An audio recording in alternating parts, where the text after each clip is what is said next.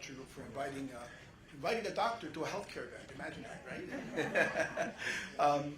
And especially following the LATAM panel. So I'm a proud American, but I was born in La Habana, in Cuba. My dad's from Spain. And I was in Belém, Brazil, 3 weeks ago at a hand surgery congress, and saw some of the challenges there. And I trained right down the street here at Bellevue. So when we talk about public health, I would love to show some of my international colleagues what we do for the public here at the 22 different hospitals, public hospitals in New York City. So I think that's something that's often overlooked. So why the title? And thank you, Enrique, for the title, The Physician's Perspective from the Trenches. Well, the problem is that the clinicians are often not involved in these dialogues. Okay, my colleague there, Dr. David Langer from Lenox Hill is here, and he's a practicing neurosurgeon. I keep calling him Magic Mike, but that's bad. No, Dr. Mike. And so he's doing a great job to educate the public, because we don't do enough of that. Most of my colleagues that I work with, we're so busy with our patients, we just put our head down and we don't worry about these problems. And we have to. We have to worry about them. Physicians have to be involved in healthcare policy and disruption. We are conspicuously absent from this. We have to focus also on how healthcare is delivered. Every time I heard, I remember during Obamacare, they never mentioned that we have to change how it's delivered, and I'll go into that a little bit. In order to lower the cost, because if we lower the cost, then we could actually provide more care for more people. Correct? It was mentioned that there's going to be 10 million, very daunting number, 10 million physician shortage worldwide. I'd never heard that number. In the U.S., 140,000 shortage in the next decade, the coming decade. But there are some key concepts in order that you will hear from people in the trenches. The key concepts are, for one, the days of relying on the gatekeeper. We keep talking about primary care physicians. Their role, to me, is really to keep us healthy and to oversee care. But there's too much to know in medical care nowadays. So you really need to see the right specialist at the right time. Why the right time? When you catch things early, whether it be oncology, you save lives and you save a lot of money at the same time.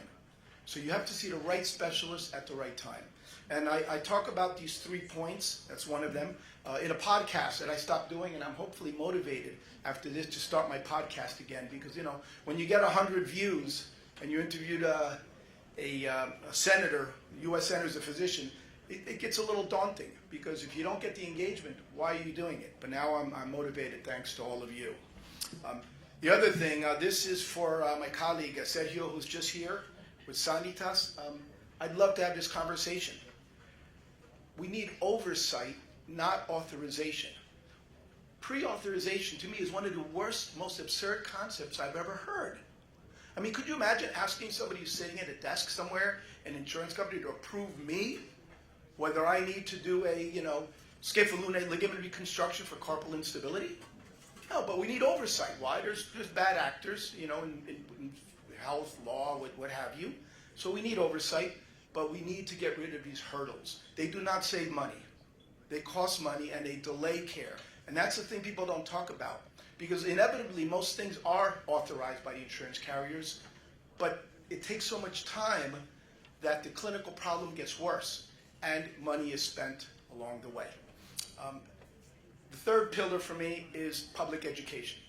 So even though we're all educating each other here, and I've learned a ton today, and thank you all, the public is not learning this. And now we have a tool, right, called social media, and it's relatively inexpensive.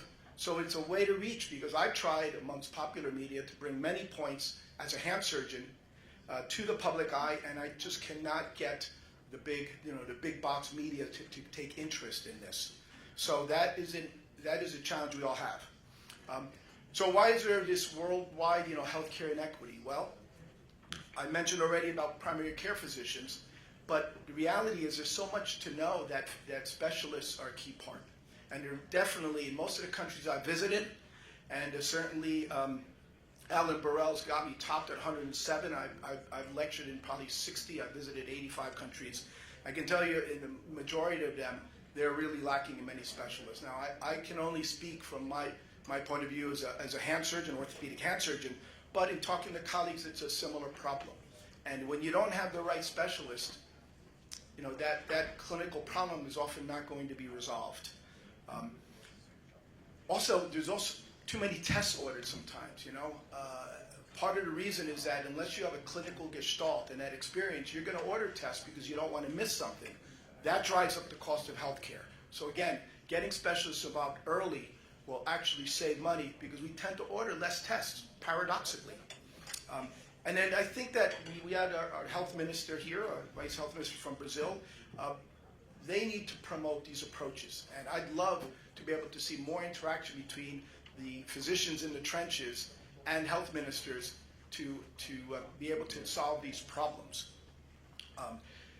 In the end, it's a problem of access. So there is a society called the International Federation for Societies of Surgery of the Hand. So that's a mouthful, but basically this is an international hand group.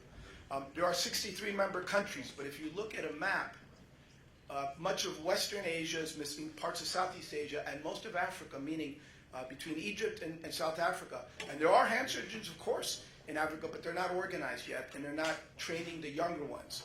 So we need to get more members in that international society, and I'm going to be working more closely. The current president's from Coimbatore, India. The next president is from Southampton, England. So you can see this is quite international mission.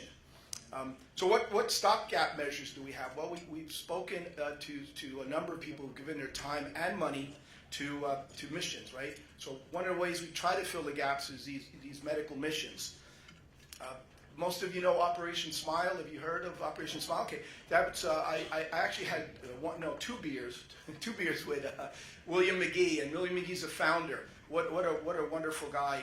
1 out of 700 children suffers from this. But remember, even though that's a social problem and that will affect them, when you have cleft lip and palate, it's something you want to get fixed.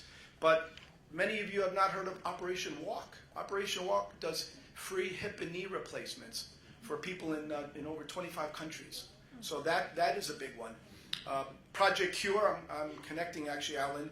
It's the largest distributor of donated supplies in the world. So Doug Jackson's doing an incredible job there. And in terms of hand, I'm proud to be the LATAM representative for GCOM. It's a long acronym, so I won't say it, but it's basically the Grupo Internacional for hand surgery. And it's based in Switzerland. And we are doing our best to try to bring hand surgery. And why is that important? We work with our hands. So there is an economic impact. And when somebody has a devastating hand injury, they cannot provide for their family, their society, and it ends up costing money. So it's something that is overlooked. And of course, most public doesn't know that hand surgery even exists as a specialty. So that's very important. So in the end, what I really think is that we need to connect with the health systems and the health ministers in particular around the world to try to change this. Those points I made. We need to invest in healthcare. Okay, we've used that phrase several times, but the bottom line is that the ROI is staggering. I mean, when you invest in healthcare, you end up really impacting society. And it's not, it was mentioned, it's not, it's really, I don't consider it an investment, it's a need. And in the end, to be able to be more efficient, we have to minimize the middlemen. The U.S. healthcare system is a good example of ridiculous cost due to too many people between the clinician and their patients. And we have to change that, and that requires dialogue. I talk about all of this. My effort, by the way, in that is I founded something called Ortho Now. So imagine in your community, when you have pain, 80% of human beings have back pain at some point in their life. So you imagine being able to walk into a center or limp into a center and actually see somebody who knows orthopedics and not have to go and bother your busy primary care doctor or emergency room doctor when you can actually go to something called Ortho Now or something similar. So that is my humble contribution to that. I talk about a lot of these facts from the trenches in my book, and I want to give a copy to Stephen Keppel, who's doing a great thing with this organization. And hopefully you get around to reading it, and I want to hear some criticism. Engagement is really where it's at.